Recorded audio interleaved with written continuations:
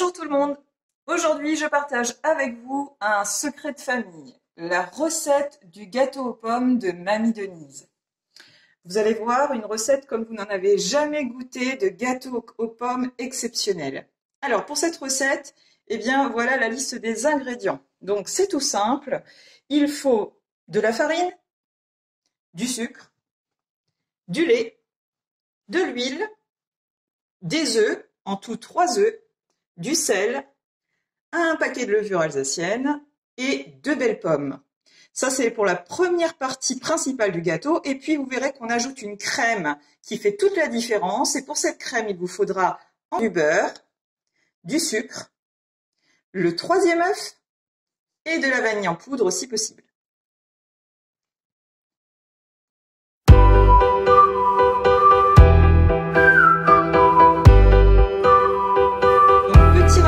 Élèves de CAP. Si vous étiez en cuisine collective, eh bien sûr, vous auriez déconditionné en zone de denrée et ensuite préparé donc dans vos différents contenants les ingrédients nécessaires pour votre préparation.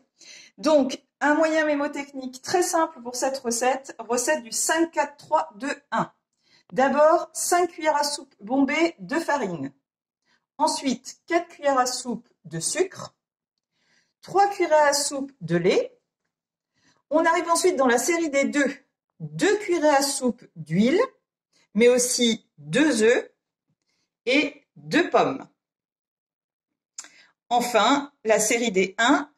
Alors, tout est dans mon ramequin. Ici, il y a un paquet de levure alsacienne, mais aussi une pincée de sel.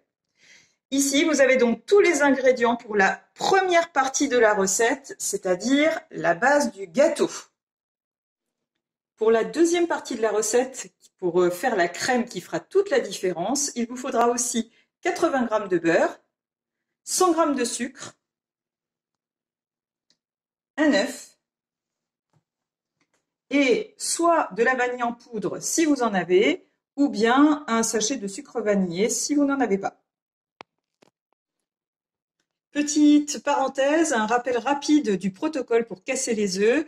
Alors, qui se fait si nous étions en cuisine collective, encore une fois dans la réserve ou zone de denrée, avant d'aller en cuisine pour respecter la marche en avant. Donc, les œufs sont dans un récipient particulier.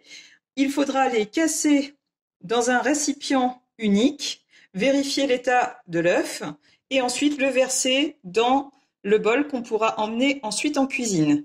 Donc, j'applique le protocole en prenant un œuf que je casse.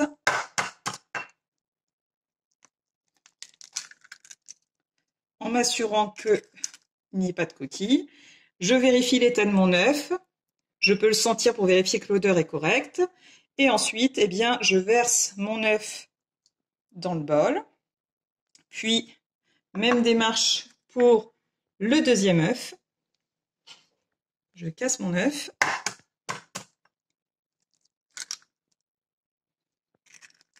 Une vérification. Puis, je verse dans mon bol. Et bien sûr, après m'être occupé des œufs, je pense systématiquement à me laver les mains. Dans un premier temps, vous mélangerez donc farine, je vous rappelle 5 cuillerées, sucre, 4 cuillerées, et la levure et le sel. En fait, toutes les denrées sèches.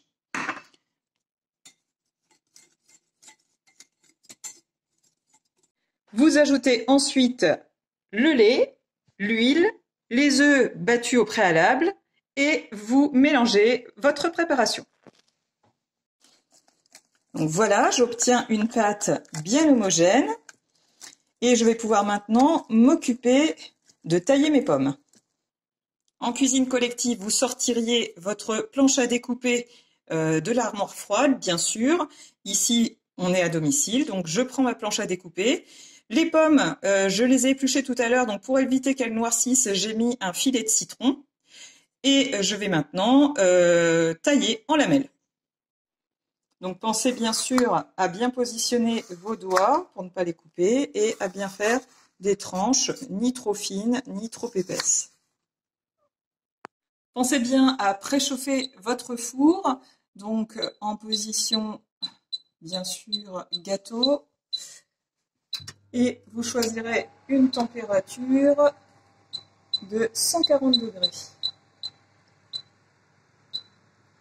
Pendant que votre four préchauffe, eh bien, vous allez pouvoir verser l'appareil donc dans un moule beurré et fariné, et ensuite eh bien, disposer vos pommes. Donc voilà mon moule beurré et fariné, hein, pour éviter ensuite que le gâteau ne colle. Et donc je vais verser l'appareil. Donc je vous rappelle que l'appareil, c'est la préparation que nous venons de faire. Voilà l'appareil. Et j'utilise une maryse pour bien récupérer toute ma matière. Voilà, j'ai bien versé l'ensemble. Il n'y a pas de perte. Et je vais pouvoir disposer maintenant mes pommes. On commence donc de l'extérieur pour tourner vers l'intérieur. Donc vous disposez vos pommes en les faisant légèrement chevaucher.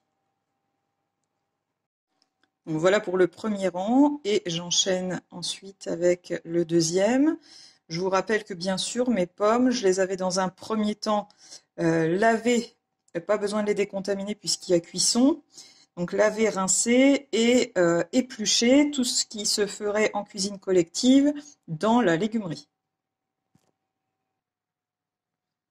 Voilà, les pommes sont disposées et le gâteau est prêt pour partir au four. Mon four est prêt à 140 degrés. C'est parti pour la première partie de la cuisson, c'est-à-dire pendant 25 minutes. Pendant ce temps, eh bien sûr, vous ne restez pas inactif, vous pouvez vous occuper de votre vaisselle. Alors bien sûr, en cuisine collective, il faudrait faire un tri entre la plonge vaisselle et la plonge batterie. Moi ici, eh bien, je vais faire ma vaisselle à la main, dans de l'eau bien chaude, bien sûr, pour le lavage. Ensuite, j'utiliserai de l'eau bien chaude pour le rinçage.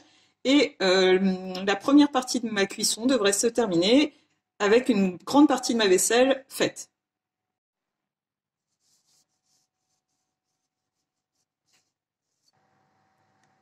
La première cuisson est presque terminée. Nous allons donc préparer la crème pour pouvoir ensuite la verser sur le gâteau pour le deuxième temps de cuisson. J'ai donc versé sur feu doux les 80 g de beurre. J'ajoute également l'œuf, les 100 g de sucre et la vanille.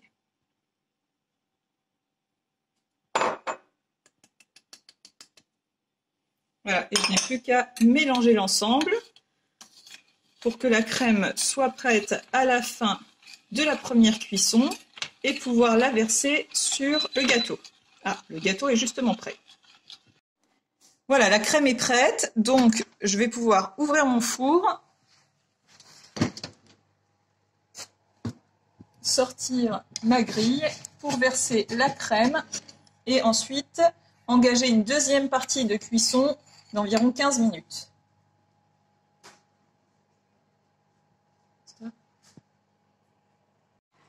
Et voilà, c'est parti pour 15 minutes.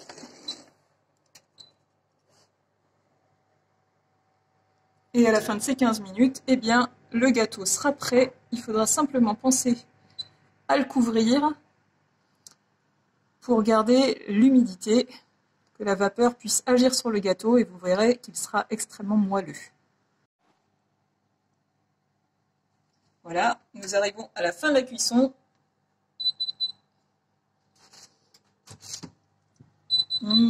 C'est magnifique. Hop. Voilà, donc je sors mon gâteau.